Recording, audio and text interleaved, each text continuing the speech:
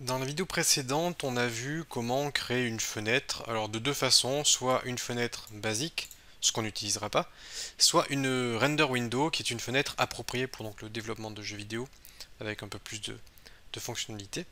Et on était resté au fait qu'on a une boucle infinie qui tourne et on ne peut rien faire. Alors ce que je vous propose déjà, c'est de gérer ce problème de boucle infinie de façon à gérer la fermeture de la fenêtre, ce qui nous fera découvrir un petit peu les événements, bien que je réserve une voire plusieurs vidéos spécifiques aux événements de la SFML. Mais on a besoin d'événements pour gérer cette fenêtre, donc on va le mettre en place ici.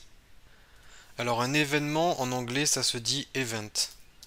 Je crée une variable de type event que je vais appeler event qui va me permettre de stocker l'événement, de détecter un événement. Alors les événements, il y en a de tout type, hein. Ça peut être un appui clavier, une touche souris, ou simplement le fait de cliquer sur la croix de la fenêtre, ce que nous allons gérer ici. Alors ce qu'on va faire, c'est une boucle à l'intérieur de la boucle. Je vais faire un while, et je vais dire window.pollEvent.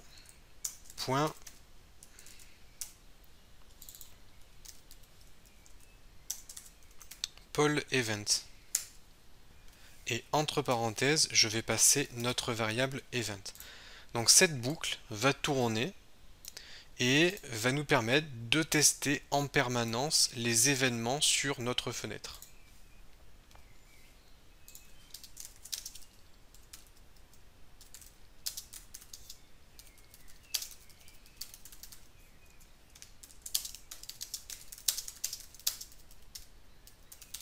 Alors évidemment, ça boucle sur les événements de la fenêtre. C'est-à-dire que si vous avez votre navigateur web et votre jeu ouvert en même temps et que vous faites des événements sur le navigateur web, ça ne sera pas pris en compte par votre application. C'est les événements de votre fenêtre. Alors nous, ce qu'on va faire, c'est fermer la fenêtre si on clique sur la croix. Alors quelque chose qu'on n'a pas parlé, dont on n'a pas parlé, pardon, c'est les conditions.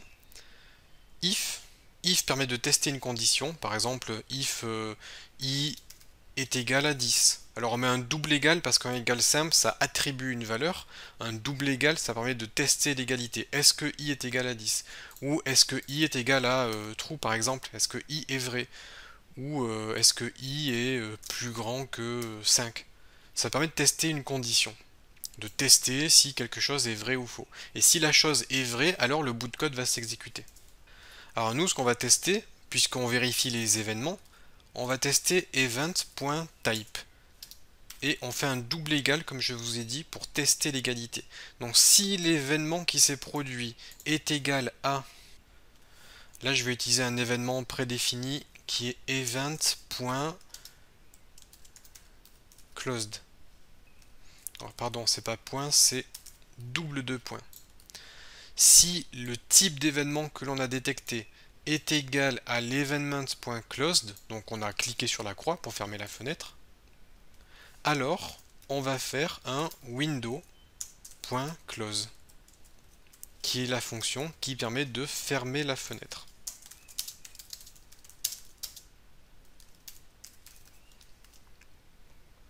Je teste le programme, donc je lance, et là vous voyez que ça marche. J'ai accès à la fenêtre, je peux la manipuler, on peut potentiellement la redimensionner, et si je clique sur la croix, ça ferme bien la fenêtre, donc on n'a plus ce plantage de boucle infinie que nous avions jusqu'à présent. Donc là ça fonctionne, on a réussi à gérer la fermeture de la fenêtre.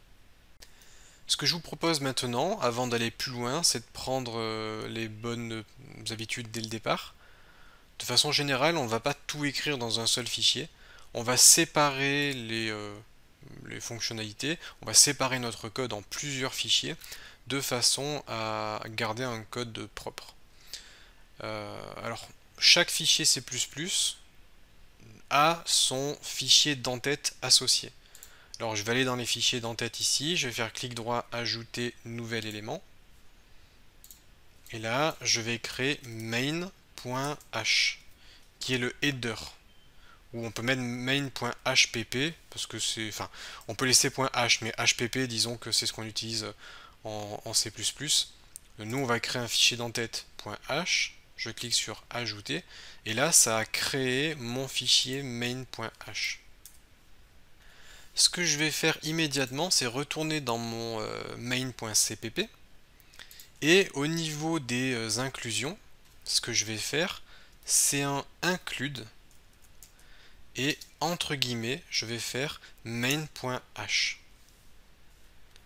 Alors, comme c'est un fichier que nous avons créé nous-mêmes, qui est présent dans l'arborescence ici, on utilise les guillemets et pas les chevrons. Donc là, je viens d'inclure mon fichier main.h, et du coup, dans mon main.cpp, j'aurai tout ce qu'il y a dans le main.h, ce qui va me permettre d'organiser mon code. Je peux prendre les includes ici, faire CTRL-X, et les coller dans le main.h, et là, ça revient au même. Comme j'ai inclus le main.h, les includes qui sont ici seront dans mon programme. On peut tester, je lance, et j'ai bien ma fenêtre qui apparaît, donc ça marche.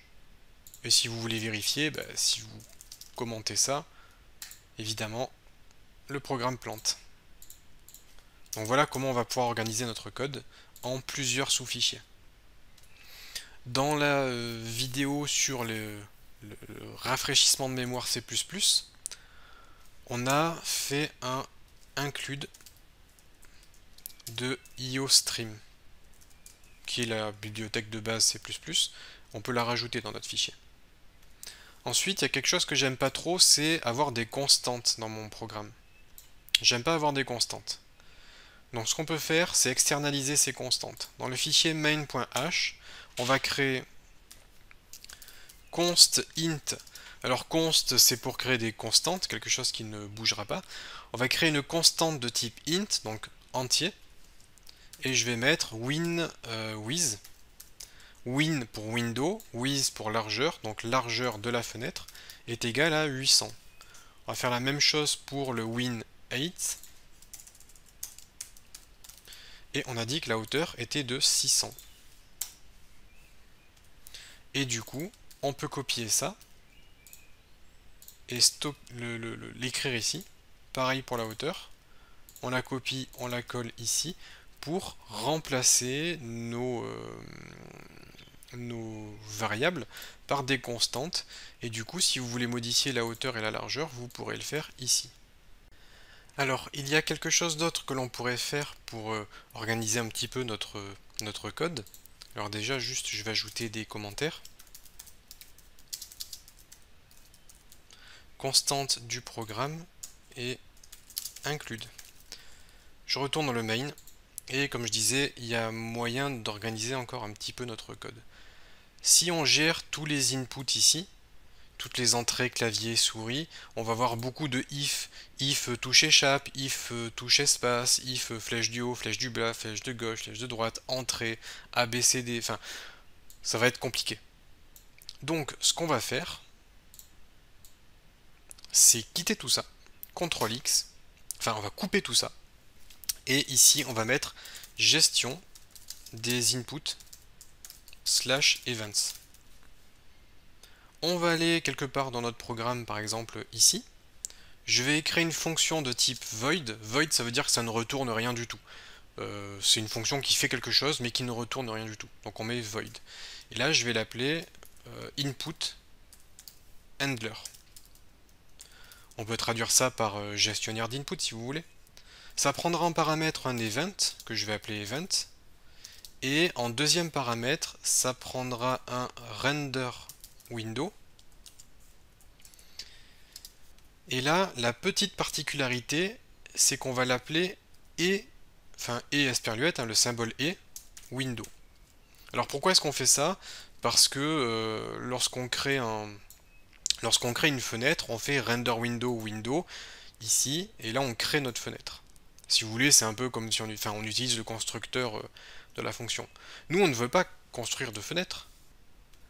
On ne veut pas de nouvelles fenêtres. On veut utiliser une fenêtre existante, et du coup, on veut juste une référence vers cette fenêtre, justement. Tout ce qu'on veut, nous, c'est la référence vers la fenêtre existante, et là, ça va nous donner justement l'accès à cette fenêtre-là. Là-dedans, je vais coller ce que j'ai coupé. On a notamment, bon c'est pas vraiment de la gestion d'input, hein, parce que là il n'y a pas d'input utilisateur, mais je le mets ici quand même. On a le code qui permet de fermer la fenêtre si on clique sur la croix. Vous voyez que là j'ai event, on le retrouve ici, donc on a bien event et event. Et la fenêtre, on l'a bien ici. Si j'avais pas ces deux paramètres, eh bien ça ne fonctionnerait pas. Alors immédiatement, lorsqu'on crée une fonction, alors déjà on va la commenter.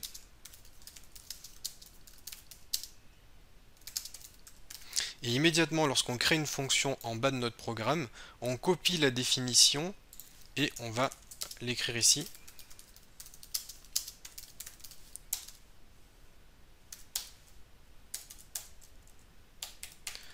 De façon à ce que notre programme connaisse l'existence de cette fonction. S'il ne connaît pas l'existence de la fonction, le programme plantera. Donc, on écrit le prototype.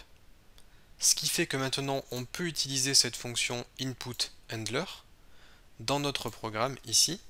On va faire un input_handler de, eh bien on va passer en paramètre event et on va passer en paramètre window, qui est notre fenêtre. Et là, normalement, notre programme devrait fonctionner si tout va bien. On teste. A priori, je peux utiliser la fenêtre. Cliquer. Ça fonctionne. Donc on aura vu comment un petit peu mieux organiser notre code.